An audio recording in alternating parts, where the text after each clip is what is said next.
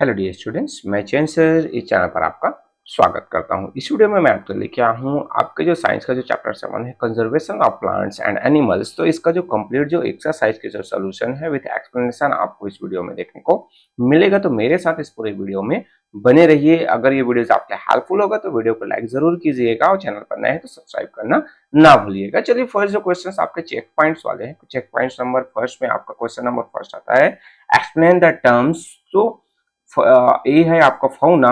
So all the animal species found in the habitat are together referred to as the fauna of that habitat. Means जो जहां पर एक type के जो animal जो species जो पाए जाते हैं पर्टिकुलर हैबिटेट में, तो उसे हम क्या कहते हैं, फाउना कहते हैं। देन आपके जो एंडेमिक जो स्पीसीज है तो इसे हम कहते हैं आपके जो organism that are naturally found only in a specific geographical regions and nowhere in the world are called endemic species of that region. Means कोई जो ऑर्गेनिज्म है वो पर्टिकुलरली एक ही जो ज्योग्राफिकल रीजन या फिर पर्टिकुलरली एक ही एरिया पर नेचुरली वो पाया जाता है, तो उसे हम एंडेमिक स्पीसीज कहते हैं। देन नेक्स्ट आता है आपका सी आता है बायोडाइवर्सिटी। तो बायोडाइवर्सिटी मीन्स आपका हो जाता है biodiversity refer to a variety of living things that exist in a region में। जो पर्टिकुलरली एक जो रीजन में जो लिविंग थिंग्स जो पाए जाते हैं रहते हैं, तो उसे हम बायोडाइवर्सिटी के रूप में रेफर करते हैं।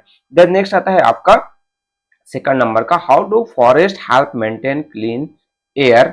सो आंसर देखिए, the plants in forest help to maintain clean air by observing carbon dioxide from the air and releasing oxygen during photosynthesis.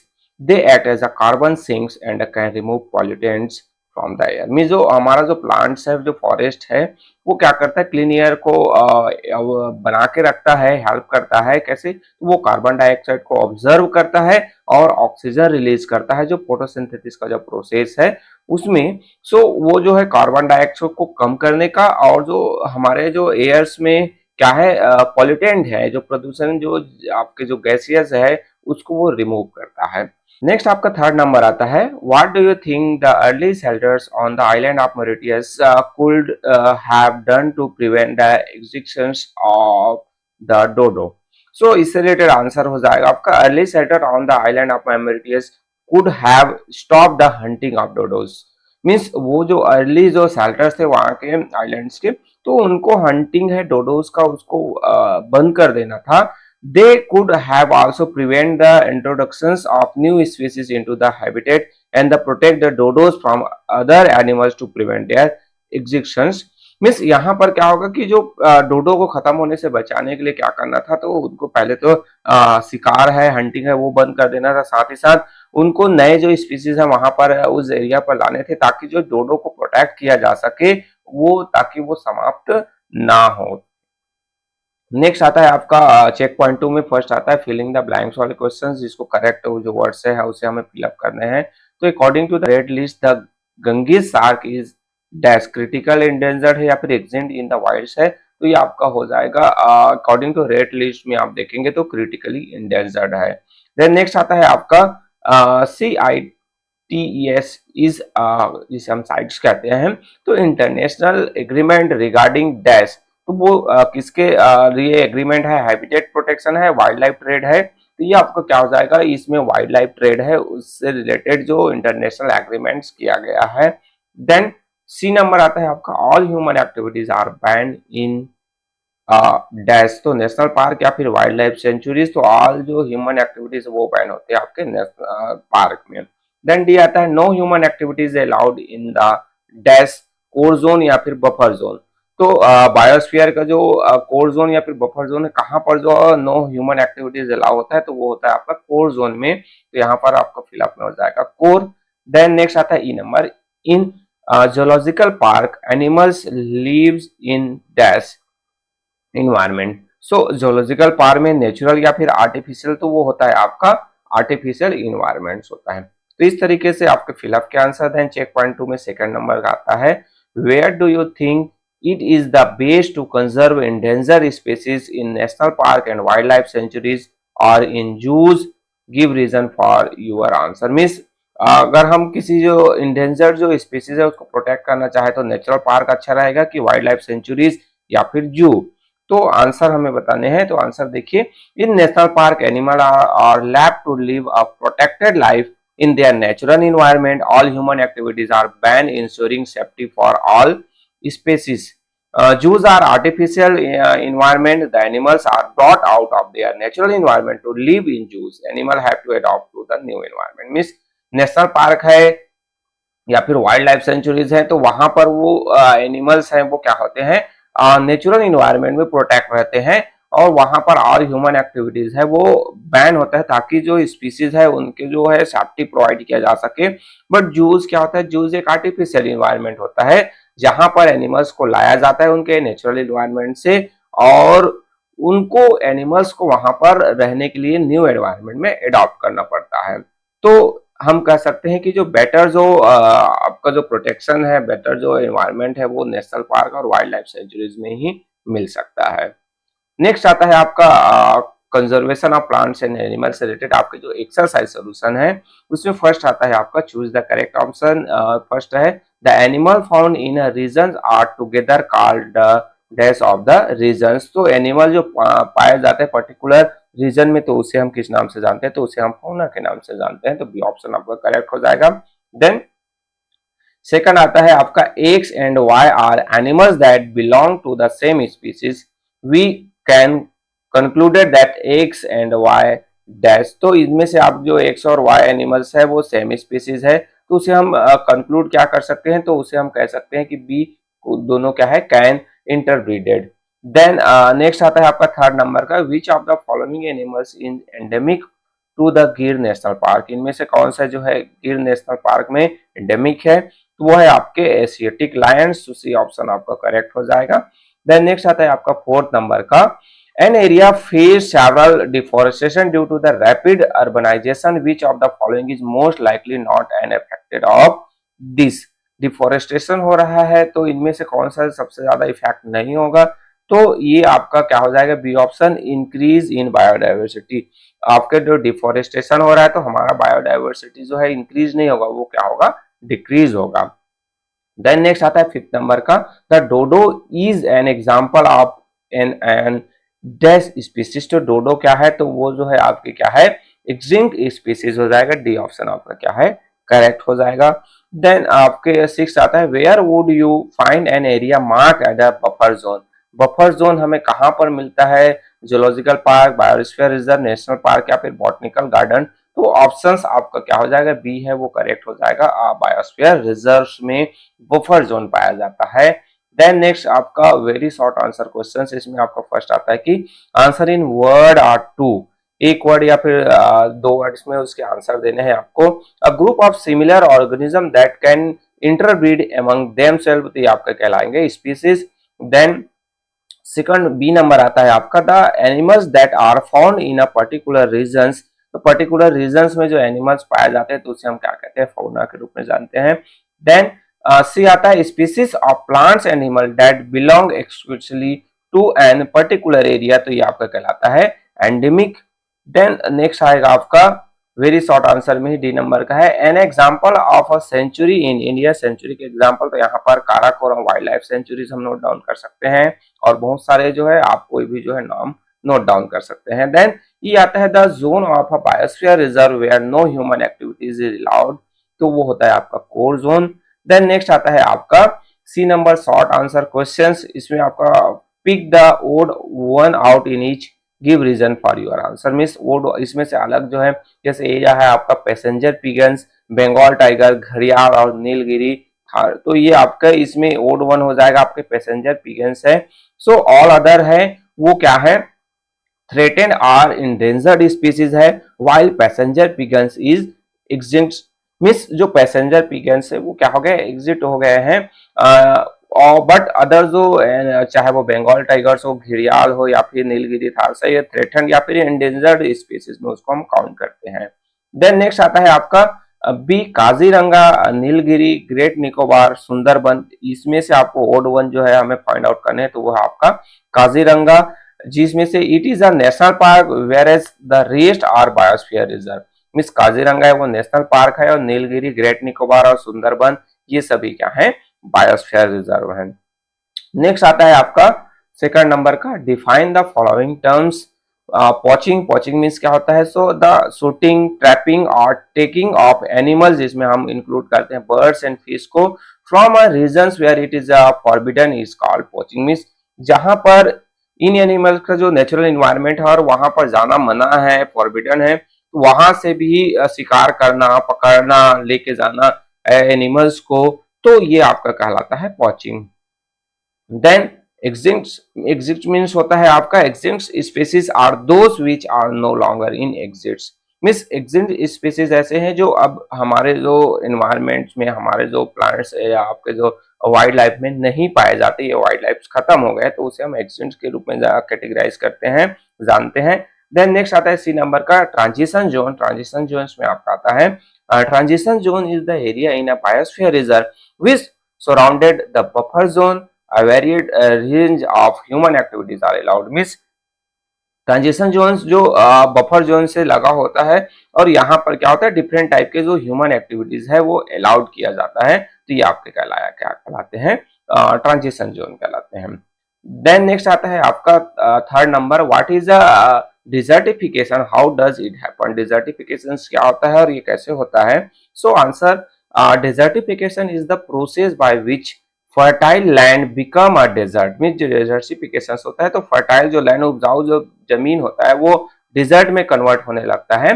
So it happen because of soil erosion causes bye deforestation. Means ये क्यों होता है? तो जब soil erosion, मिट्टी का कटाव होता है किसके कारण से? डिफोरेस्टेशन, पेड़ों की कटाई के कारण से, तब डिजर्टिफिकेशन होने लगता है।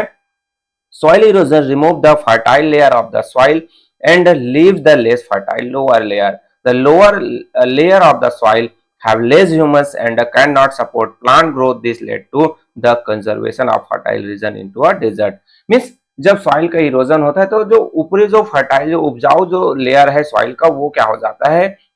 बह जाता है, उड़ जाता है, वहां से चला जाता है, और जो नीचे का जो लेस जो फर्टाइल लेयर है वो बचा रहता है, जो कि प्लांट्स के ग्रोथ के लिए सपोर्ट नहीं करता, उसके लिए हेल्थी नहीं होता, क्योंकि उसमें ह्यूमस वगैरह नहीं होते हैं। तो इसके कारण से जो फर्टाइल रीजन्स है वो क्या होने लगते हैं? डिजर्ट में कन्वर्ट होने लगते हैं। देन नेक्स्ट आएगा आपका fourth number, explain how the introductions of new species can lead to loss of biodiversity. Means जो नए स्पीसीज हम इंट्रोड्यूस करते हैं, तो उससे कैसे जो है हमारी जो बायोडाइवर्सिटी है वो लॉस होने लगता है। तो इसमें होगा, when new species are introduce into a ecosystem they can multiply and spread very quickly taking over the areas. में जो नए स्पीसीज हम इंट्रोड्यूस करते हैं कोई भी इकोसिस्टम में, तो वो बहुत ही जल्दी मल्टीप्लाई होने लगते हैं और क्विकली वो फैलने लगते हैं। तो इससे क्या होता है कि वो जो एरिया है उसको वो कैप्चर करने लगता है।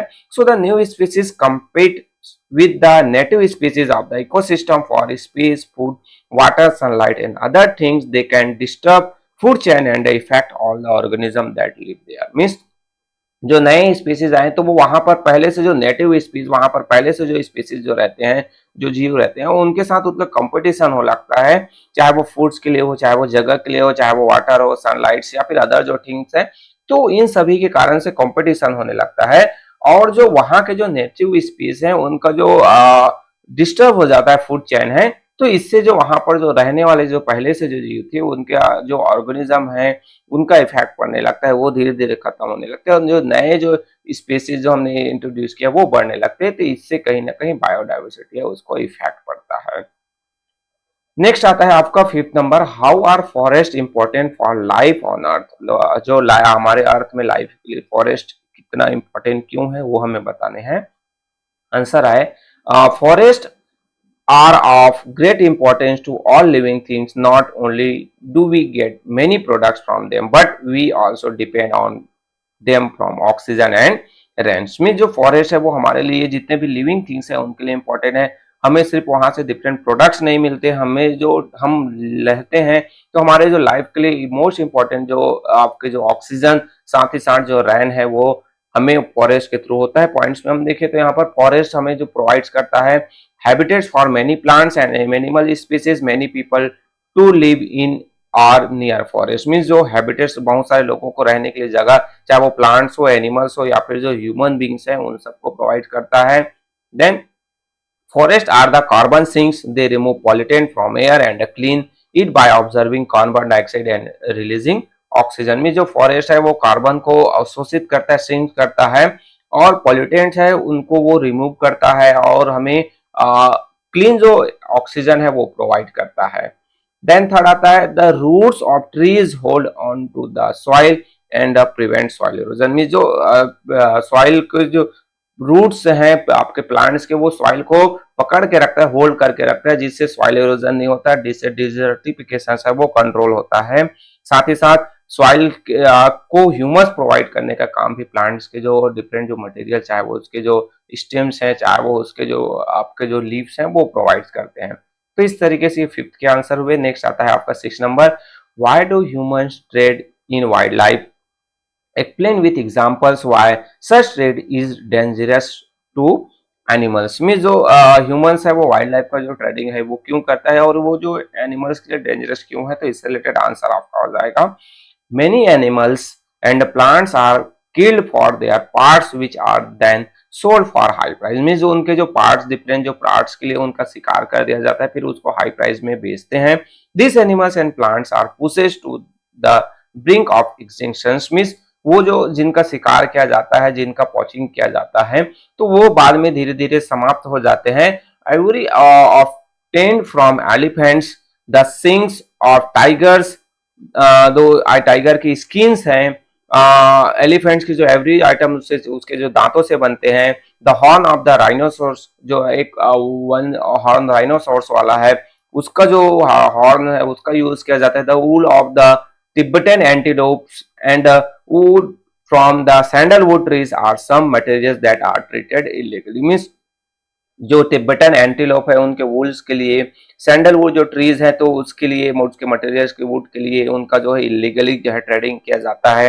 Wild life trade is one of the biggest threat to the survival of flora and fauna. तो ये जो वाइल्ड लाइफ और जो वाइल्ड जो ट्रेड आपके जो ट्रेड किया जाता है, सो ये जो है हमारे जो फ्लोरा और फ्योना के लिए सर्वाइवल करने के लिए, उसको बचने के लिए सबसे ज्यादा जो मुश्किल का काम करता है। तो ये जो इलीगल जो ट्रेड है, जो हंटिंग है, पोचिंग है, वो सबसे खतरनाक है।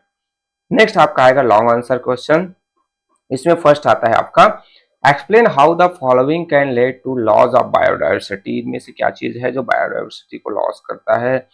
सो इसमें डेफोरेस्टेशन। सो आंसर देखिए आपका, deforestation result in the loss of habitat of millions of species of plants and animals. में जो हम पेड़ों की कटाई करते हैं तो उससे हमारे जो मिलियंस ऑफ जो प्लांट्स और एनिमल स्पीसीज है वो खत्म हो जाते हैं। Without इक्विटेड shelters, waters and food to survive, organisms soon died out। Means जो उनके लिए इक्विटेबल अमाउंट्स में शेल्टर नहीं होता, वाटर नहीं होता, फूड नहीं होता है, तो वो जो ऑर्गेनिज्म है वो धीरे धीरे खत्म हो जाता है। The loss of even a few species hugely disturb the ecological balance of region. Means जो कोई पर्टिकुलर जो स्पीसीज है वो उस एरिया से खत्म हो जाते हैं, तो पूरा का पूरा जो इकोलॉजिकल जो बैलेंस है उस रीजन का डिस्टर्ब हो जाता है। So deforestation also causes landslide, floods and drought, resulting in extensive damage to wild life and loss of human life. Means deforestation होगा तो उससे लैंडस्लाइड्स होते हैं, फ्लड्स आ जाते हैं, ड्रॉट आ जाता है, तो इससे कहीं ना कहीं जो वाइल्ड लाइफ और साथ ही साथ ह्यूमन लाइफ है उनको भी डैमेज होता है। देन बी आता है आपका इसमें पॉल्यूशन। पॉल्यूशन मीन आंसर आपका हो जाएगा air, water and soil. Pollutions affect the biotic and abiotic component of ecosystem. Waste from homes and factories like fertilizers and other chemicals pollute the water sources, harming the aquatic flora and fauna। Means जो air, water और soil pollution करते हैं तो वो जो है हमारी जो बायोटिक और एबायोटिक जो कंपोनेंट्स है दोनों को इफेक्ट डालता है। हम जो हमारे जो घरों से जो वेस्ट निकलता है, फैक्ट्रियों से जो वेस्ट निकलता है, फर्टिलाइजर्स, अदर जो केमिकल्स वगैरह है, हम वाटर में पॉल्यूटिंग करते हैं, ये कहीं ना कहीं हमारे जो एक्वेटिक जो फ्लोरा और फौना उनको डिस्टर्ब करता है। Oil spills form layer on water making it difficult for aquatic organism to breathe. में जो हम वाटर में जो ऑयल जो फैल जाता है तो उससे जो वाटर में जो रहने वाले जो ऑर्गेनिज्म है उनको ब्रीथिंग में प्रॉब्लम्स होने लगते हैं। Smoke from factories pollutes the air, increasing the green house gases and making the earth warmer. Means जो फैक्ट्रियों से जो धुआं निकलता है उससे हमारा एयर पॉल्यूट होता है, ग्रीन हाउस इफेक्ट्स होता है, हमारा जो अर्थ है वो वार्मर होने लगता है। This has led to loss of habitat from many organism. Means इससे हमारे जो डिफरेंट जो स्पीसीज हैं हैबिटेट्स हैं उनको लॉस करना पड़ता है, डिफरेंट जो ऑर्गेनिज्म है उसको। When toxic solids waste mix with soil, animal that live in soil are adversely affected. साथ ही साथ जो टॉक्सिक जो सॉलिड्स हैं वो हमारे सॉइल में मिक्स हो जाते हैं, तो सॉइल में रहने वाले जो डिफरेंट जो स्पीसीज है उनको भी बहुत ज्यादा इफेक्ट होता है और वो धीरे धीरे समाप्त होने लगते हैं। तो ये pollution. Then second C number आता है इसमें आपका कि क्लाइमेट चेंज। क्लाइमेट चेंज के बारे में आंसर आपका हो जाएगा human activities influence the earth temperature and the resulting climates. Green house gases in the atmosphere causes global warming, species that cannot adapt to global warming are slowly dying out and will soon become extinct. The rising sea level due to the melting polar ice cap are also destroying the coastal ecosystem में। जो human activities है हमारे अर्थ को temperature को बहुत ही ज्यादा reflect करता है और उससे जो है हमारे क्लाइमेट है वो चेंज होने लगता है। ग्रीन हाउस जो गैसेज जो एटमॉस्फेयर में वो बढ़ते जा रहा है तो उससे हमारा ग्लोबल वार्मिंग हो रहा है। डिफरेंट जो स्पीसीज हैं वो क्या हो रहे हैं ग्लोबल वार्मिंग के कारण से धीरे धीरे डाइंग आउट मीन वो धीरे धीरे समाप्त होने लगे हैं और वो एक एक्सटिंक्ट की ओर चले जा रहे हैं। सी लेवल जो राइज हो रहा है, जो हमारे पोलर आइस जो है मेल्ट हो रहा है ग्लोबल वार्मिंग के कारण से, उससे जो हमारा जो कोस्टल इकोसिस्टम्स है वो डैमेज होते जा रहा है। तो ये क्लाइमेट चेंज का जो इफेक्ट है हमें देखने को मिलता है। नेक्स्ट आता है आपका सेकंड नंबर का, compare national park, sanctuaries and reserve forest with two example of this. तो चलिए इसका कंपैरिजन हम देखें तो यहाँ पर आता है नेशनल पार्क, तो areas with boundaries fixed by the government for the preservation of the entire ecosystem and the historical monuments in it. में जो नेशनल पार्क होता है तो वहां पर बाउंड्री फिक्स कर दिया जाता है गवर्नमेंट के द्वारा प्रिजर्व करने के लिए, पूरा का पूरा इकोसिस्टम को प्रोटेक्ट करने के लिए। साथ ही साथ कोई हिस्टोरिकल मोनूमेंट्स वहां पर भी होते हैं उसको भी प्रोटेक्ट करने के लिए नेशनल पार्क बनाया जाता है। सेंचुरीज में क्या होता है कि जो areas establish for the protection of wild life in their natural habitats, the boundaries are not very strict. Means जो ये जो एरिया है जो सेंचुरीज है तो उनको वाइल्ड लाइफ को प्रोटेक्ट करने के लिए उनको नेचुरल जो हैबिटेट्स है तो सेंचुरीज बनाया जाता है और यहाँ पर जो बाउंड्रीज है वो वेरी स्ट्रिक्ट नहीं होता है। रिजर्व फॉरेस्ट की बात करें तो these are protected areas that aim to conserve the biodiversity of a region. Means जो रिजर्व फॉरेस्ट है तो वो पर्टिकुलर उस एरिया की जो बायोडाइवर्सिटी है कंजर्व करने के लिए इस एरिया को प्रोटेक्ट किया जाता है। They may include national park and sanctuaries in it. Means जो रिजर्व फॉरेस्ट होता है तो वो नेशनल पार्क भी हो सकता है और सेंचुरीज भी हो सकते हैं। नेशनल पार्क में सेकंड पॉइंट आता है कि all forms of human activities are ban. Means जो नेशनल पार्क में कोई भी जो ह्यूमन एक्टिविटीज है वो बैन होते हैं। बट सेंचुरीज में देखेंगे तो cutting of trees, agriculture and hunting are ban. However, people who have traditionally lived in these areas are permitted to carry some activities. Means sanctuaries में पूरे के पूरे जो कट ट्रीज को काटना है, एग्रीकल्चर है, हंटिंग्स है, ये बैन होता है। बट जो ट्रेडिशनली वहां पर जो पहले से जो पीपल जो रहते हैं ट्राइबल पीपल्स, उनको कुछ जो एक्टिविटीज है जैसे फॉरेस्ट जो प्रोडक्ट्स है कलेक्ट करने वगैरह है वो एक्टिविटीज अलाउ किए जाते हैं। रिजर्व फॉरेस्ट में सेकंड पॉइंट आता है कि जो this areas aim at practising the sustainable use of the resources that and the economic development of tribal living in and around। Means इस एरिया पर जो सस्टेनेबल जो यूज है रिसोर्सेज का वो अलाउ किए जाते हैं। मीन्स जो फॉरेस्ट को प्रोटेक्ट करते हुए जो अदर जो एक्टिविटीज है ह्यूमन एक्टिविटीज हैं, जो फॉरेस्ट एरिया पर रहने वाले जो एक्टिविटीज हैं वो जो उनके जो लिविंग के लिए ह्यूमन के लिए वो अलाउ होते हैं। देन इसमें नेशनल पार्क में हम एग्जांपल दे सकते हैं आपका Kaziranga national park, Kanha national park है। सेंचुरीज में हम the Kutch desert wild life sanctuaries, Karakoram wild life sanctuaries, ये टू एग्जांपल है सेंचुरीज के। रिजर्व फॉरेस्ट के एग्जांपल हम नोट डाउन करें तो the Nilgiri biosphere reserve, the great Nicobar biosphere reserve. तो ये आपके रिजर्व के टू एग्जांपल्स हुए। तो ये आपके सेकंड के आंसर। देन थर्ड आता है what are the different categories of organism included in the red data books, give one example of each.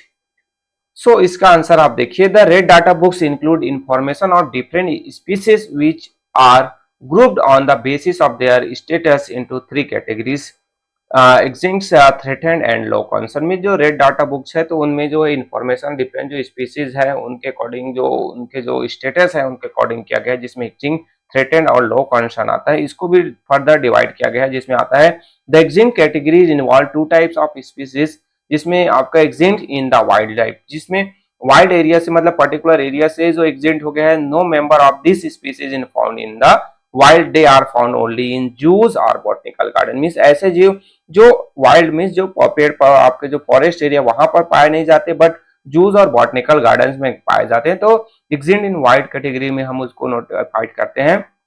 Second exist category में आता है जो no member of this species in found anywhere on the earth. Some example are passenger pigeons, Tasmanian wolf and dodo. Means ये जो जीव है वो कहीं नहीं पाए जाते, ना तो जूस वगैरह में पाए जाते हैं, ना ही वाइल्ड एरियाज पर पाए जाते हैं। तो ये जो है आपके एक्सिस्ट कैटेगरीज में आते हैं, जैसे पैसेंजर पिगन, तस्मानिया वुल्फ और डोडो है। नेक्स्ट आता है आपका इस कैटेगरी में आपके जो थ्रेटेंड कैटेगरीज हैं, ये भी डिफरेंट कैटेगरीज कैटेगराइज किया, जिसमें क्रिटिकल इंडेंजर्ड आपके this species that are critically endangered और close to begin exist in the wilds. Means ये स्पीसीज जो है क्या हो गए हैं कि वाइल्ड्स में मींस जो फॉरेस्ट एरिया पर खत्म होने के कगार पे आ गए हैं, तो उसे हम क्रिटिकली इंडेंजर्ड कहते हैं। इसमें सेकंड आता है आपका इंडेंजर्ड, जिसमें आपका आता है this species are found in low numbers in the wild and dying out fast. Means इसका जो नंबर्स बहुत कम हो गए हैं और धीरे धीरे ये खत्म होने की ओर जाते जा रहे हैं, तो उसके हम इंडेंजर्ड नोटिफाइड करते हैं। Then valuable means this species are found in low number in the wild. Some example are Asian elephants, Indian bisons, Nilgiri langurs और आपके red panda and Bengal tigers. Means valuable means ये भी स्पीसीज है वो numbers बहुत कम बचे हुए हैं फॉरेस्ट एरिया पर, जिसमें आपके example Asiatic elephants, Indian bison, Nilgiri langur या फिर रेड पांडा और बंगाल टाइगर्स हैं। तो ये आपके थ्रेटेंड कैटेगरीज, जिसमें आपके एंडेंजर्ड कैटेगरीज में आते हैं। देन इसमें थर्ड आता है लो कंसर्न कैटेगरीज। इनको भी हम सब डिवाइड करते हैं near threatened, so the species are likely to be classified as threatened soon. Means ऐसे जो कैटेगरीज जो नियर थ्रेटेंड है, मींस जो हम उसको थ्रेटेंड कैटेगरीज में धीरे से हम उसको क्लासिफाइड कर सकते हैं, क्योंकि संख्या धीरे धीरे कम होती जा रही है। Less concern means the risk of this species become threatened is low. Means जो ऐसे जो स्पीसीज जिनकी जो थ्रेटेंड होने की संभावना कम है, तो उसे हम लेस कंसर्न में आपके क्या करते हैं, कैटेगराइज करते हैं। देन थर्ड आता है आपका data deficient means data collected is low for animals in this categories and thus risk can not be assessed. Means इनका डाटा बहुत कम कलेक्ट किया गया है और उसका जो हम रिस्क को कैटेगराइज नहीं कर सकते, तो ये कहलाता है डाटा डिफिशिएंट जो कैटेगरीज है स्पीसीज का, वो आता है। तो इस तरीके से थ्री डिफरेंट कैटेगरीज, साथ ही साथ उसके जो सब कैटेगरीज है वो हमने यहाँ पर डिस्कस किया। नेक्स्ट आता है आपका फोर्थ नंबर का, what steps can be taken under the wildlife protection act to save biodiversity. So answer आपका हो जाएगा in 1972 the wildlife protection act was passed in India. The act prohibited the hunting of all wild animals including birds and the protection of certain plant species।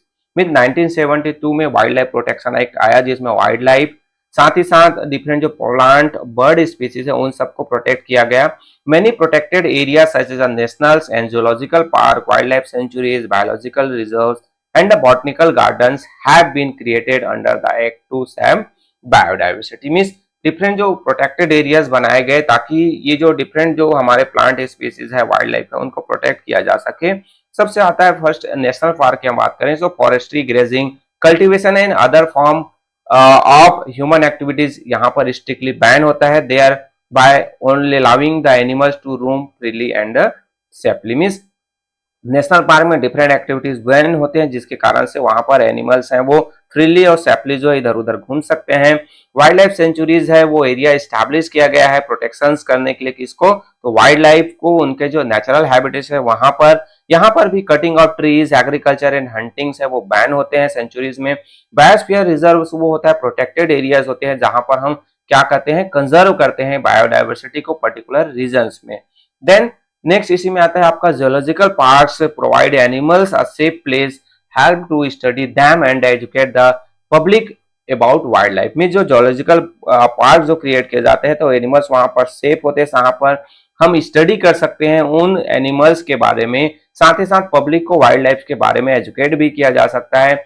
Many zoos are also involve in captive breeding program where endangered species are allowed to breed to save them from extinction. Means जो many zoos बनाए गए हैं तो वहां पर breeding programme चल रहे हैं, तो इंडेंजर स्पीसीज है उनकी जो संख्या है उसको बढ़ाकर एक्सटिंक्ट होने पर, उसको समाप्त होने के लिए वहां पर रोका जा रहा है।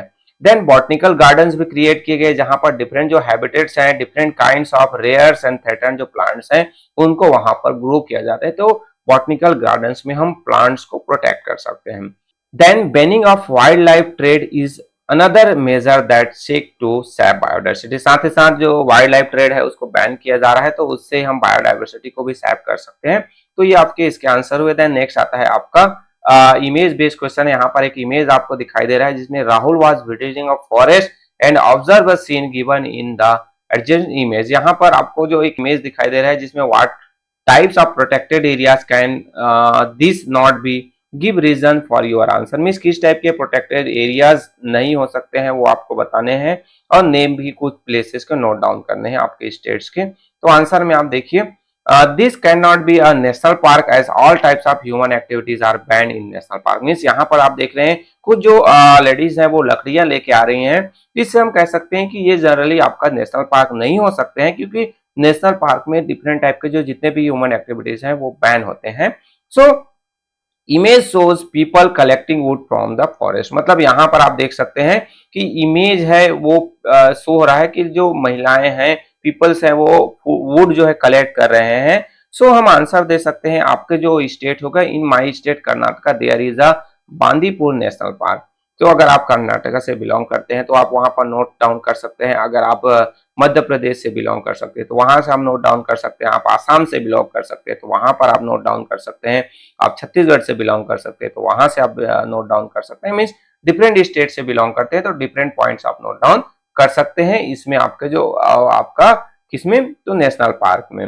नेक्स्ट आता है आपका थिंकिंग स्किल वाले क्वेश्चन, जिसमें आपका फर्स्ट आता है village is thus outside the core areas of Sundarban to accommodate its increase population. The villagers have started encroaching into the forest and poaching for livelihood. Wild animals also often attack the human population.